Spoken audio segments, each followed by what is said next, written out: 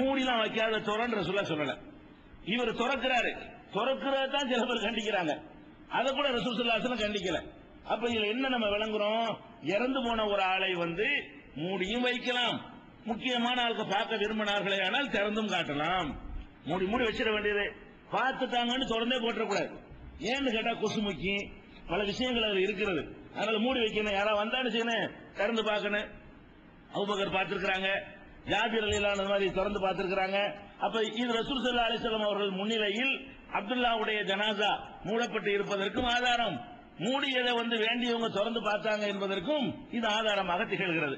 அதே மாதிரி ஏற்கனவே நம்ம சொல்லி இருக்கிறோம், ஒரு ஆள் ஹஜ்ஜில போய் அவர் குதிரையில இருந்து கீழே தள்ளி அதனால உடனே இறந்துட்டார், திடீர் மரணம்ங்கிற தலைப்புல நம்ம சொல்லி இருக்கிறோம்.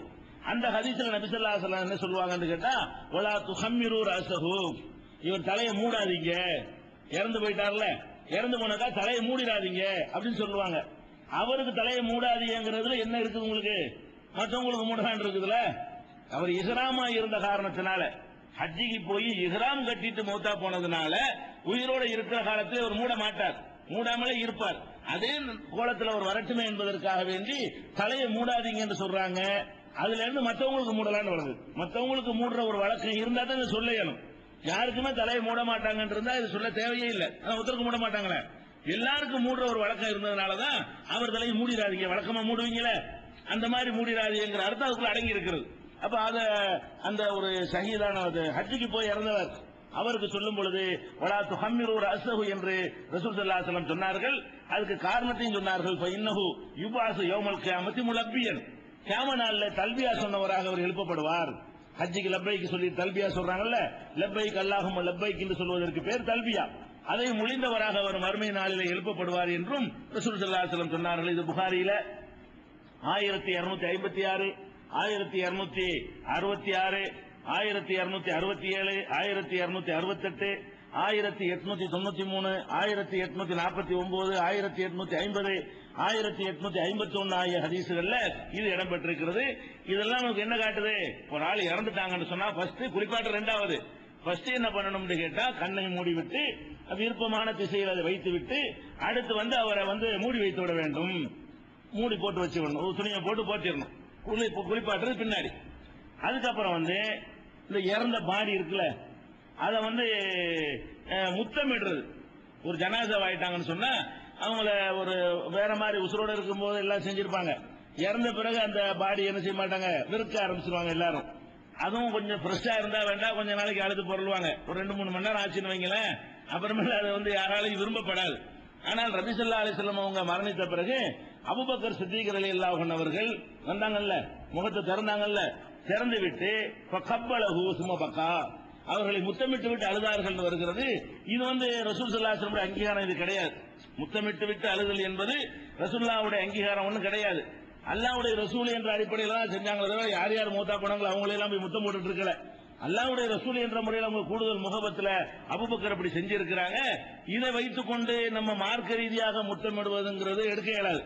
ஆனால் அதுக்கு தடை ஒன்றும் இல்லை, விரும்பினா ஒரு ஆளை நெஞ்சுக்கலாம், முத்தமிட்டுக் கொள்ளலாம். அதை சுன்னத்தி என்று சொல்ற அளவுக்கு இருந்தால் ரசூலுல்லாஹ் செஞ்சிருக்கணும்.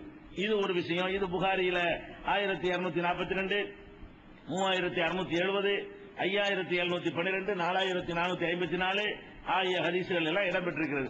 அதே மாதிரி இறந்த உடல், அந்த உடலை வீட்டிலேயே வைத்திருக்கலாமா?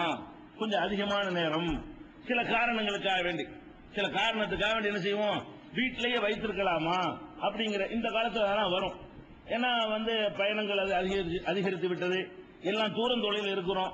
இந்த காலத்துல எல்லாருமே என்ன செய்யறோம், நம்ம சொந்த ஊரை விட்டு வெகு தொலைவில் இருக்கக்கூடிய மக்கள், சொந்த நாட்டை விட்டு வெளியே இருக்கக்கூடிய மக்கள் எல்லாம் இருக்கிறாங்க. அவங்க எல்லாம் வரணுமே என்பதற்காக கூட என்ன செய்யறாங்க, இந்த பாடியவே போட்டு வச்சிருக்கிறாங்க. பாடியை சும்மா போட்டு வைக்கலாமா அப்படின்னு கேட்டால் அதுக்கு கூட ஒரு ஆதாரம் இருக்கிறது. ஆனா இது ஆச்சரியமான ஒரு ஆதாரம் தான். இப்பெல்லாம் யாரும் செய்வாங்களான்னு நீங்க என்ன செய்ய முடியாது, நினைச்சு கூட பார்க்க முடியாது. ஆனா ஒரு செஞ்சு இருக்கிறாங்க. ரசூல் ஸல்லல்லாஹு அலைஹி வஸல்லம் அதை கண்டிக்காம இருந்திருக்கிறாங்க. ஆனா இது ஒரு அதிசயமான ஒரு சம்பவம் தான். என்ன சம்பவம் கேட்டா, அனஸ் ரலியல்லாஹு அன்ஹு அறிவிக்கிறாங்க. அனஸ் ரலியல்லாஹுடைய அபூ தல்ஹா இருக்காரு இல்லையா, அபூ தல்ஹாங்கிறவர் தான் அனஸ் ரலியல்லாஹு அன்ஹுடைய அம்மா கல்யாணம் பண்ணியிருந்தார் இரண்டாவதாக. அனசுடைய வாப்பா வேற, அனஸ் இப்னு மாலிக், மாலிக்ங்கிறவர் அனசுடைய தகப்பனாரு. இந்த அனசுடைய அம்மாவோட சேர்த்து தான் அவர் வந்து கல்யாணம் பண்ணிக்கிட்டார் அபூ தல்ஹா. அப்ப அவர் வீட்டில் உள்ள செய்தியை அவர் சொல்லி காட்டுறாரு. அபூ தல்ஹாவுடைய மகன் தன்னுடைய தம்பி எப்படி சொல்றாரு, அபூ தல்ஹாவுடைய மகனுக்கு வந்து உடம்பு சரியில்லாம போன உடனே அவர் அப்ப அபூ தல்ஹா வெளியே போயிருந்தார். வெளியே போன நேரத்தில் அந்த குழந்தை இறந்து போச்சு. அபூ தல்ஹாவுக்கு ஒரு பையன் ஆம்பளை பிள்ளை ஒன்று இருந்தது. அபூ தல்ஹா வெளியே போயிருந்தார். அந்த பையனுக்கு உடம்பு சரியில்லாம இருந்தது. அவர் வெளியே போன நேரத்தில் என்ன ஆயிடுச்சு, குழந்தை இறந்துருச்சு. இறந்த உடனே பலம்மாரா திம்ராசு அன்னஹு கது மாத்த, அந்த குழந்தை இறந்து விட்டதை அவங்க அம்மா கன்ஃபார்ம் பண்றாங்க. பாப்பா வெளியே போயிருக்காரு, அம்மா வந்து என்ன செய்யறாங்க, புள்ள இறந்து போச்சுன்னு கன்ஃபார்ம் பண்ணிட்டு அவங்க என்ன பண்றாங்கன்னு கேட்டா ஹையாத்து செய்யன் நஹத்துஹு ஃபீ ஜானிபில் பைத்தி, அந்த குழந்தைய ஒரு பாயில கீழ சுருட்டி தயார்படுத்தி வீட்டில் ஒரு ஓரமா கொண்டு நினைச்சிட்டாங்க, ஓரத்தில் கொண்டு வச்சுட்டாங்க. ஒப்பாரி வைக்கல அழுல, உம்மூத்தியா சொன்ன மாதிரி ஒப்பாரி வைக்க கூடாதுனாங்களே. இந்த அம்மா ஒரு ரியாக்ஷன் காட்டவே இல்லை. புள்ள இறந்துருக்குது, அது அழகா ஒரு சுத்தி நினைச்சிட்டாங்க, ஒரு நோயாளி இருக்கிற மாதிரி ஒரு ஓரத்தில் கொண்டு வச்சுட்டாங்க. வச்சவன அபூ தல்ஹா வர்றாரு. புள்ள உடம்பு சரியில்லாம இருக்கும் போது வெளியே போனாரு. கைபல் குலாம்னு கேட்கிறாரு, எப்படி பையன் எப்படி இருக்கிறான் அப்படின்னு. ரொம்ப ராகத்தா இருக்கிறான். ராகத்தினா ராகத்துனா என்ன, வெளியே போயிடுற ராகத்தானே, எந்த வேதனையும் இல்லாம ராகத்தா தான் இருக்கிறான் பையன் அப்படின்னு அந்த அம்மா சொல்றாங்க. சொல்லிட்டு என்ன பண்றாங்கன்னு கேட்டா அவங்க ஒரு கணக்கு பண்றாங்க. என்னன்னு கேட்டா இந்த குழந்தை இறந்ததை நம்ம சபூர் செய்யணும். அந்த மாதிரி குழந்தைய பறி கொடுத்தவர்களுக்கு வந்து சொர்க்கம் அந்த குழந்தையை வந்து தடுக்கிற ஒரு அரணா இருக்கும் ரசூலுல்லாஹ் சொல்லி இருக்கிறாங்க. எந்த ஒரு ரியாக்ஷன் நம்ம காட்டக்கூடாதுன்னு சொல்லிட்டு இந்த அம்மா தன்னை அலங்கரித்துக் கொண்டு கணவனோடு அந்த இல்லற வாழ்க்கை நடத்துவதற்காக தன்னை தயார்படுத்துறாங்க. இந்த சபூர் செஞ்சுக்கிட்டு நம்ம என்ன செய்வோம், குடும்ப வாழ்க்கை ஈடுபடுவோம். அதுக்கு எல்லாம் பரிசாக நமக்கு வேற ஒரு குழந்தையை தருவான் அவங்களா ஒரு கணக்கு பண்ணி கொண்டு அந்த கணவருக்கு அவங்க அலங்காரம் செய்து அவங்க ரெண்டு பேரும் சந்தோஷமா இருக்கிறாங்க. புருஷனுக்கே தெரியாது. எல்லாம் அவங்க சந்தோஷமா இருந்து முடிஞ்ச காலையில சுபுகு நேரத்தில் சொல்றாங்க, பையன் மூத்தா போயிட்டான் ராத்திரிய அப்படிங்கிறாங்க இந்த அம்மா. இதெல்லாம் யாரும் செய்ய மாட்டாங்க. இதுக்கெல்லாம் ரொம்ப தைரியம், ரொம்ப மன வலிமை வேணும். ஒரு அதிசயமா இருக்கு இந்த அம்மா நடந்து கொண்ட விதம். வந்து இது வந்து ரொம்ப கஷ்டமான விஷயம். இப்ப சபுரு தேவைதான். இவ்வளவு சபுருங்கிறது வந்து ரொம்ப டூ மச் அதிகம், ஓவராக இருந்திருக்கிறது. அந்த அம்மா அப்படி இருந்திருக்கிறாங்க. அப்ப இந்த அம்மா விவரம் சொன்னோன்னு சரியான கோபம் வருது இருக்கு. இன்னும் நீ என்று சொல்லாம இந்த மாதிரி பண்ணிவிட்ட அப்படின்னு சொல்லி உடனே ரசூல் ஸல்லல்லாஹு அலைஹி வஸல்லம் போய் இந்த மாதிரி பையன் இறந்து போயிட்டா, இந்த மாதிரி இந்த பொம்பளை போய் சொல்லி என்ன ஏமாத்தி இந்த மாதிரி பண்ணிருச்சுன்னு சொல்லி அவருக்கு சொல்றாரு. அப்ப ரசூல் ஸல்லல்லாஹு அலைஹி வஸல்லம் சொல்றாங்க, கொஞ்சம் கூட கோவிக்கல, இல்ல அல்லாஹ் இங்க பாரிக்கலக்குமா லைலத்திக்குமா, சென்ற இரவிலே அல்லாஹ் வந்து உங்களுக்கு வந்து என்ன செய்யறான், பரக்கத்து செய்யுமா, சென்ற இரவில இல்லறத்தை நடத்துனீங்கல்ல அதில் அல்லாஹ் பரக்கத்து செய்வான்னு சொல்லிட்டு அப்ப ரசூல் ஸல்லல்லாஹு அலைஹி வஸல்லம் ஒரு துஆ ஒன்னு செய்யறாங்க. அதுக்கப்புறம் சுஃபியான்ங்கிற அறிவிப்பாளர் சொல்றாரு, அந்த அந்த அன்னைக்கு அவருக்கு ஆம்பளை பிள்ளை பிறந்து அதுக்கு வந்து 9 பிள்ளைகள் அதுக்கு பிறந்து அவ்வளவு பேரும் குர்ஆனை அறிஞ்ச மார்க்க அறிஞர்களாக திகழ்ந்ததை நான் பார்த்திருக்கிறேன்.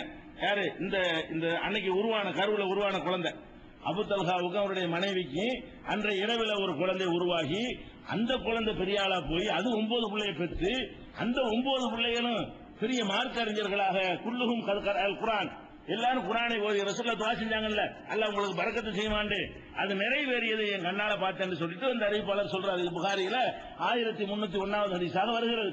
அப்ப பாடியை போட்டு வைத்துக் கொண்டு சில காரியங்களை செய்யறது தப்பு கிடையாது. இப்ப வீட்டுல ஒரு பாடியை பொறுமை நமக்கு சாத்தியம் இருக்குதா, நம்ம வாட்டுக்கு சாப்பிடலாம், வேற வேலைகள் செய்யலாம், துணி துவைக்கலாம், அழுக்குகள்லாம் சேர்ந்து போயிருந்துச்சுன்னா மூத்தா போன வீட்டுல உட்காந்துட்டு என்ன செய்யலாம், அவங்களுக்கு தைரியம் இருந்தா அதற்கான மன வலிமை இருந்தால் துணிகள்லாம் துவைச்சு போடலாம், வீடெல்லாம் அசிங்கமா இருக்கு 4 பேர் வருவாங்கன்னு குட்டி பெருக்கி போடலாம். அதெல்லாம் இன்னும் மூத்த போட்டு இப்படி செய்யறேன்னா கேட்கக்கூடாது. மூத்தான வீடுனா இப்படி களை இழந்து தான் காணணுங்கிற சட்டம்லாம் கிடையாது.